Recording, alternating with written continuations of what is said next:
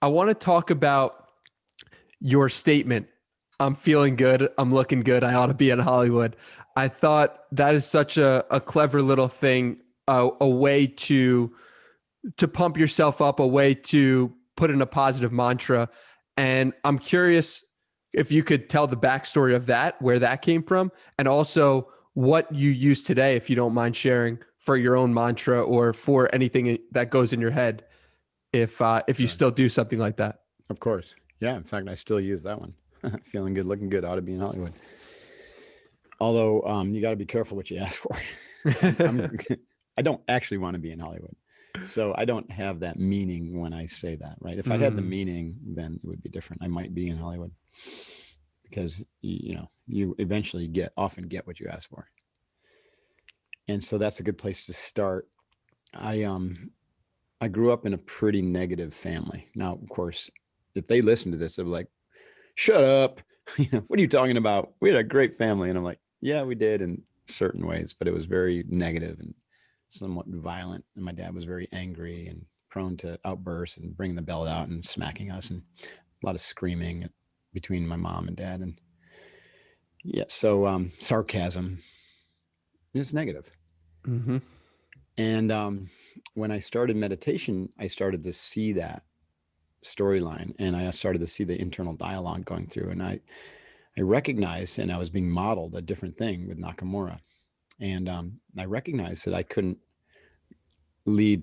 go forward with that. And so I needed to figure out how to override that. And at the same time, to be fair, I was reading Napoleon Hill. I read his book, Rich Think and Grow Rich, like 7 times. I stumbled upon a Brian Tracy tape. This is back with tapes, cassettes, and I listened to him a couple times. And Tony Robbins. So I was also getting that more modern look at developmental psychology and positivism and the power of positive thinking and these things like that.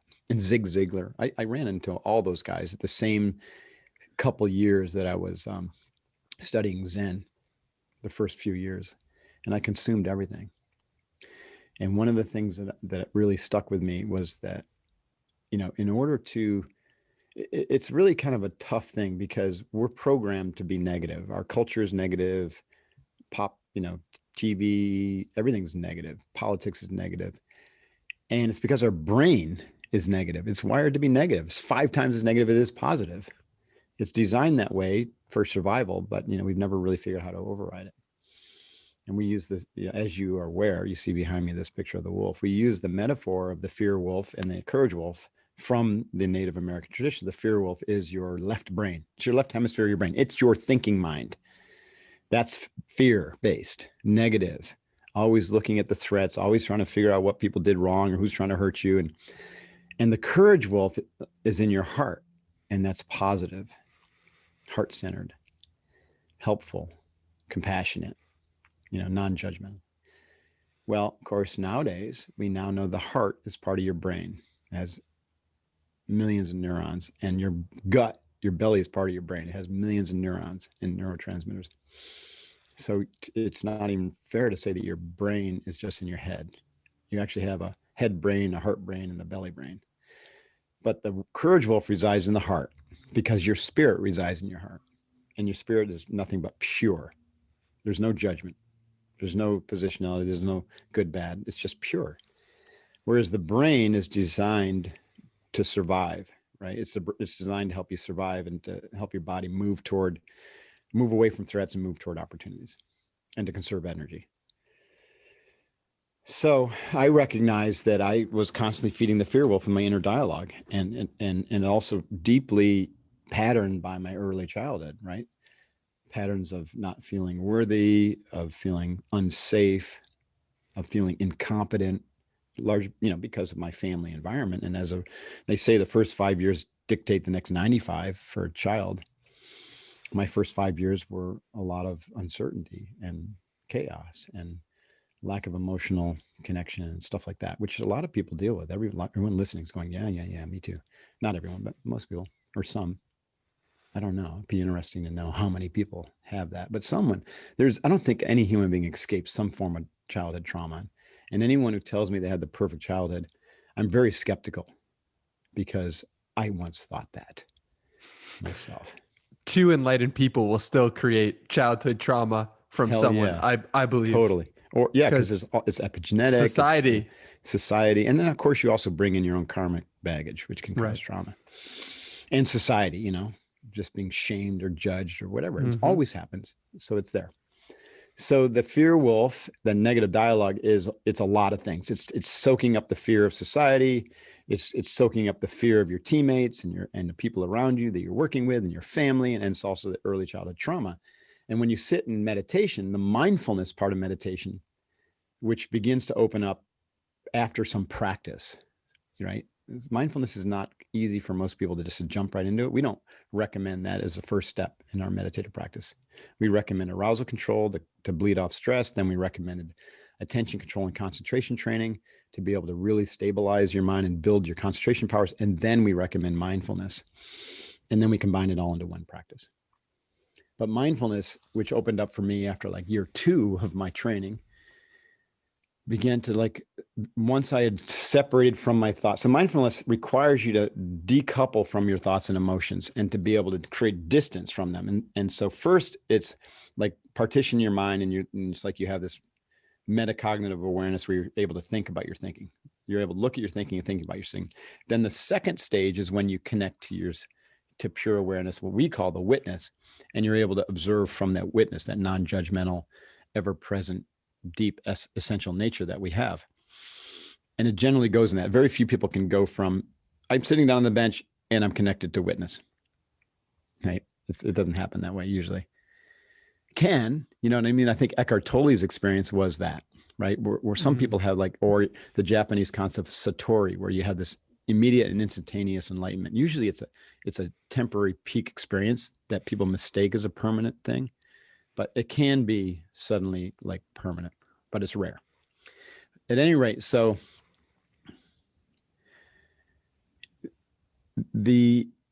when I was able to begin to watch the patterns of thinking and to lesser extent emotions, because, you know, guys pretty much are pretty narrowly ranged in the emotional category. So mostly it was like the thinking. I saw a lot of negative patterns around my self-concept and the way I viewed the world and the belief systems and the way I talked to myself.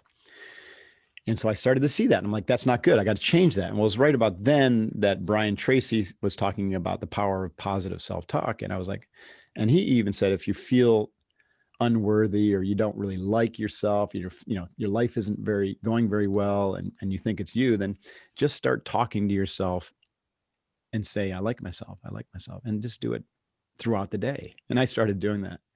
And I shit you not, it had a big impact, right? I did the same exact thing. Did you? Good for you. It started to like myself. I'm like, holy shit. And then I turned it into I love myself, which is hard for a lot of guys to say. Like, I love myself. And yeah. I started there. I love myself over and over. Sorry to cut you off. Keep going. No, it's powerful. So simple, not easy to do, right? Because I got to remember it, but you've got to turn it into almost an unconscious practice. It becomes a mantra. So then when I started studying, so that was the beginning.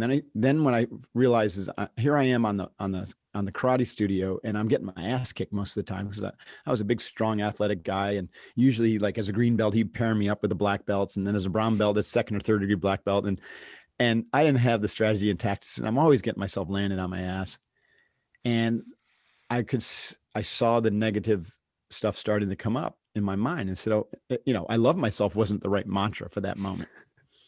Right? Come on, man, stop it. I love myself. They'd be like, bam, there you go again. So instead, I started to say other things to myself, like, I got this, right? I got this. Piece of cake. Come on, Mark, you got this. Easy day. And I use that one to this day. I got this. Easy day. Piece of cake. Hoo-yah. I got this. Easy day. Piece of cake. Hoo-yah. And so that really helped me. I was like, oh, okay. So now during the day, anytime I, get that negative kind of chatter going, I could say, I love myself. I got this. Easy day. Piece of cake. Hoo-yah. Then later I learned about Emile Coué's mantra.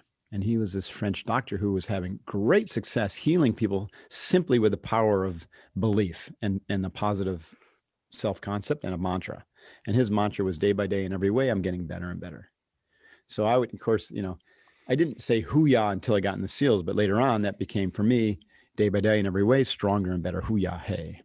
I like things to have a little jingle to them. It sticks that way. Yeah.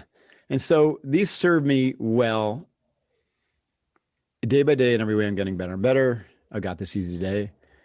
And I love myself, or I like myself for my day-to-day things while I was training in Zen, getting my black belt, MBA, CPA. And then I go into the SEALs, and I honestly don't remember where I heard this, but I think we went out on a run once, and an instructor actually started to sing a Jody. And one of the things he said was, "We're feeling good. We're looking good. We ought to be in Hollywood." And then he went on and said something else. And that just stuck with me. And I said, hell, that's my new mantra. And so anytime, the way the SEALs are, it's crazy, right? So you go out on a run, let's say, first of all, a lot of times if it's just a run, they don't really tell you how far it's going to be, which is just torture. You know what I mean? And they go out, the runners, the leaders who are the instructors, of course, they put the best runners in, or they self-select it, and they run like a bat out of hell for like a mile to sometimes 2 miles. Like you're going at this blistering pace, and you're like, holy shit. And this is where I immediately learned that it's better to keep up than to catch up. Because if you succumb to the negative mental chatter, this negative, like, holy shit, I can't do this. He's going too fast. I'll never be able to make it. I got to pace myself. And you slow down and you fall behind, then you're fucked, because then the instructors pull up from the rear and they actually will pull you aside and hammer you for a bit. And then you've got to catch up. But the instructor, what I noticed was they would always slow down after that. And oftentimes do a nice little jog to circle back to catch the other guys who were running their asses off. And then as soon as they caught up with them, we'd start running again. So these other guys in the rear would never catch a break. They were running as fast as they possibly could, but their self-concept of fast was limited by the beginning, where they said, I've got to pace myself. I don't think I can keep up, right? I'm not that fast. Whereas if they had just given it all they had and kept up with the top 5 or 10 of us, then they would have had all that rest while we circled back and kind of gathered the flock. And so during that first like mile sprint, like you immediately hit resistance very quickly. And there's not a bone in your body that wants to take another step. And that's when my mantra came back to me, that mantra. And I would just like nothing else in my mind, but every breath, I'm feeling good. I'm looking good. I ought to be in Hollywood, right? Or, I did it with a pattern, like inhale, 3 steps, feeling good. Exhale, 3 steps, looking good. Inhale, 3 steps, ought to be. Exhale, 3 steps, Hollywood. And I just got into this really, really good pattern. And you do this, and over time, because your mind is not thinking about anything else, now you're just radically focused on just running and this mantra and your breath. So there's actually 3 things going on. But everything else crowds out. There's no chatter. You're not thinking, I can't do this. I don't know. And then you also set up these little micro goals. And so instead of saying, I'm going to go until he stops, you say, I'm going to go up to that sign up there. And then if I can't go any further, I'll slow down. And then once you get there, you're like, feeling good, looking good, ought to be in Hollywood. I can go further. And so you choose another sign. Those are micro goals, right? So I choose the next beach sign and go to that one. And then I just keep doing that. One micro goal at a time. Breath, mantra, micro goal. Breath, mantra, micro goal. And then all of a sudden, boom, he would throttle back. And a flood of positive emotions would come. And I'd be like, ha ha, I did it. Now I get to take a break. And we would just like trot back to the tribe. We're just really suffering. And they would hammer the guys who were, the guys who were, I forget what we call them right off the top of the head, but the goon squad, they call them. Yeah, the people who are way at the back, they call the goon squad. They usually just carve them out and start hammering them in the middle of the beach, halfway between Coronado and Imperial Beach, and in and out of the surf, push-ups. And so they're getting hammered, and they still have to finish the run. So that's where that came from. And to this day, I said it thousands of times a day when I went through BUD/S, to keep my mind focused on positive. And to make this work, it's got to have meaning. And so over time, within doing this for a few weeks, what that meant for me was I'm unbeatable, right? I didn't use that term, but I am unstoppable. I'm unbeatable. I got this, right? I'm going to crush this. They can't get me they can't kill me. I'm not going to quit. They can't get me to quit. I'm a good runner. I could see myself with imagery dominating.